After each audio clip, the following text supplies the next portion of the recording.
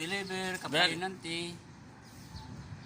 Mayroon naman po ako sa inyong ipapakita kung paano po siya magtanggal ng lock dito sa cab kung kayo po i-matchik ng makina. Ganito lang po ang pagtanggal ng lock nitong cab. Ito po itong iangat natin guys. Ito po kung paano magtanggal nito.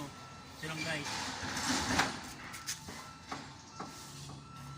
Sobra matigas na kasi kaya ito lang guys, ganyan mo siya tapos ganituhin mo itong lock. Ganito lang guys, pag matchik ka ng makina tapos iangat mo itong cab, ganito lang siya guys. Ang tagal ko na yung lock guys, tapos ganyan mo muna, iangat mo ganyan pero guys huwag kang susubok nitong mag-isa ka lang kasi ang bigat nito. Kailangan maghanap ka ng matulong sa iyo.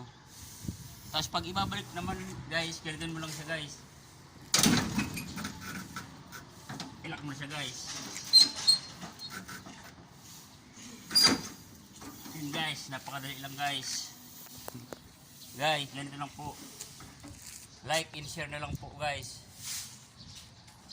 Pwede rin nyo guys mag-comment na lang kayo sa akin kung sakaling nasiraan po kayo, mag-comment na lang po kayo sa akin. Tutulungan ko po kayo. Salamat guys.